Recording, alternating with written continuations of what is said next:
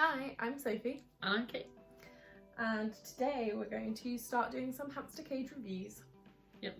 So we're looking at the Hamster Heaven. Yes. Yep.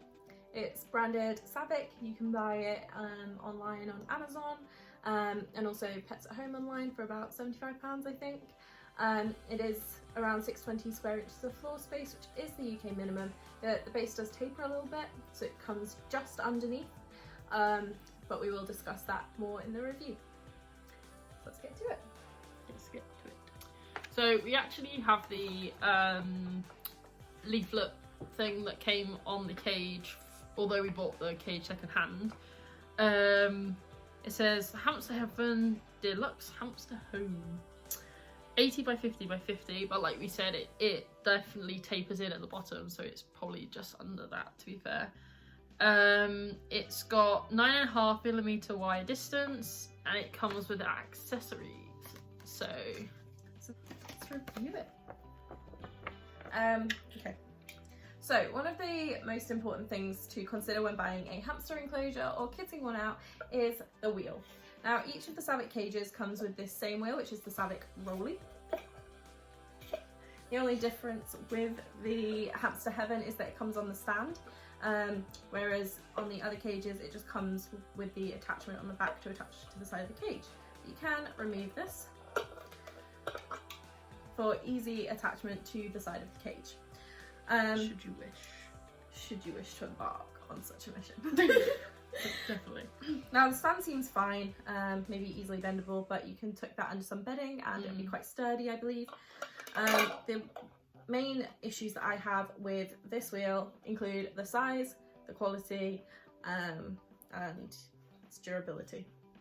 So first off, cheap plastic. This isn't great for hamsters. They could chew through it and easily crack it, and that wouldn't be great for them to ingest. And it also has very cheap plastic in the yellow attachment. And the rod that goes through the middle. And the rod that goes through the middle, because this has broken on me several times when I first tried to use it with Lupin when he was a small baby Syrian hamster. So that's quite disappointing, obviously. And then also when it runs, it often squeaks around there. And if you attach it to the side of the cage, it can rattle against the cage quite loudly and make a lot of noise, which isn't great for you, especially if you're sleeping in the same room as your hamster. Or if they, you can probably hear it across a house, to be honest, it's that loud. But the main issue is the size of the wheel. So let's measure it. Okay. So that comes at 19 centimetres. Doing that as if you can see. And the minimum size wheel for a dwarf hamster, like a Russian dwarf hamster, would probably be around 21 centimetres, while the minimum for a Syrian is 28 centimetres. So you can see a massive difference. This is the minimum for your Syrian. Please don't put them in this at any age. We all make mistakes. But yeah. So in essence, you've got 2 centimetres extra on the one that we have in Puzzle's cage, because he's a dwarf hamster, so he has a 21 centimetre wooden wheel. And that makes a difference because it adds the circumference. Yeah. So the only hamster that I would really recommend putting in this kind of wheel would be a Rogorovsky, if any. And that's obviously because they are a bit smaller, so their back shouldn't bend on it. But I would still be mindful of the fact that they could grow a little bit larger than normal and they might grow out of this. So yeah, if I were you, I would actually just toss this at the door once you get the cage, and maybe use it as a hide. It's probably what it's best for.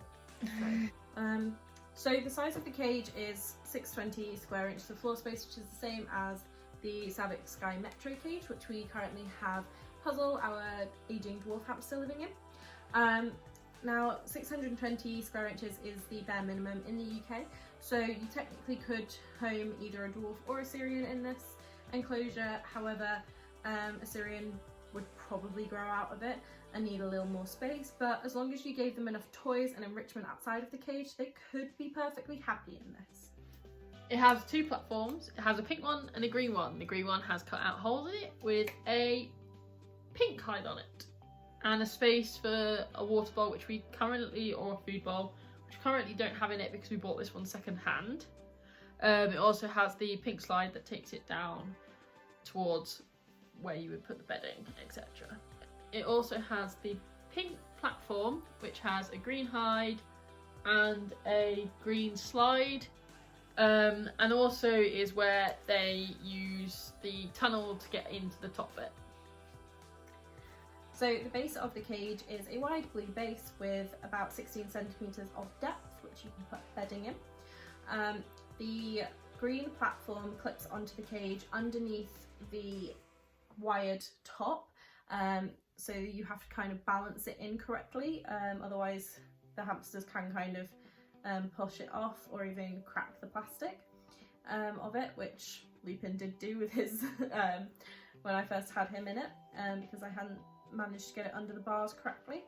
However, the other platform I would say is a lot better, as it connects using clips on the side which you screw in, which is much preferred option because it means that it can screw in tightly and sit wherever you want it on the cage as well, at whatever height.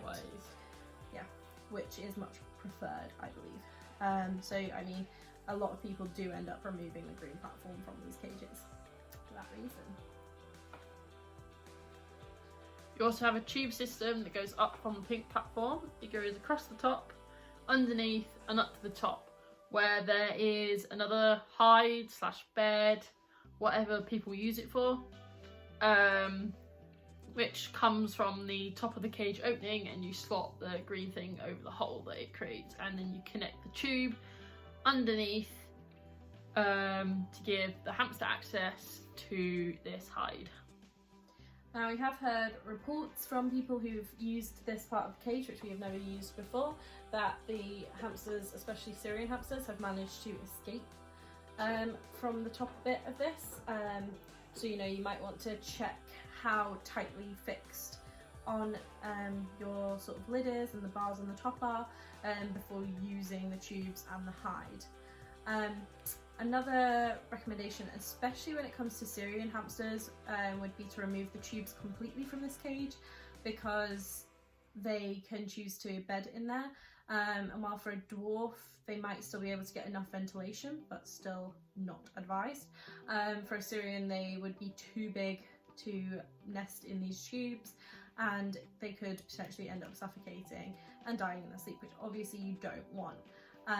They could also get stuck in the tubes at an older age and stuff, and so I just would not recommend these tubes if you're housing a Syrian hamster in this enclosure.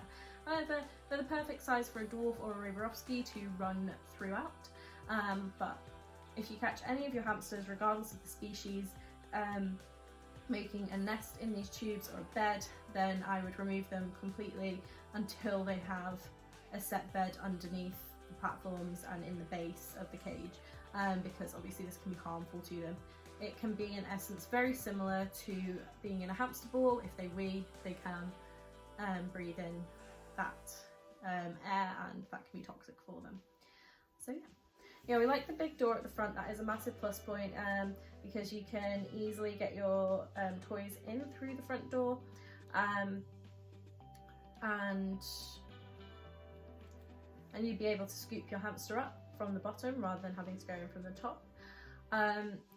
My other negative about this cage is the fact that platforms sort of restrict access wise what you can put in it, and actually that's one of the reasons why they give you a wheel of the size that they do, I believe, because you cannot physically fit a 28cm wheel in this cage with the platform set up the way we currently have them. Maybe if you raise the pink platform up you could manage it, but then the green slide wouldn't reach the base, so you'd have to obviously fill it up with bedding to meet that, which would be better for the hamster anyway in some circumstances, but obviously that kind of restricts what you can do with your cage essentially. So there's a couple of extra points about this cage, and that includes the door. So on the door you have to make sure that you double clip it over the two bold bars, otherwise a dwarf could get out. A Syrian, very unlikely, but maybe a small baby one could. So you've got to be aware of that, especially if housing a robo in here. They could definitely...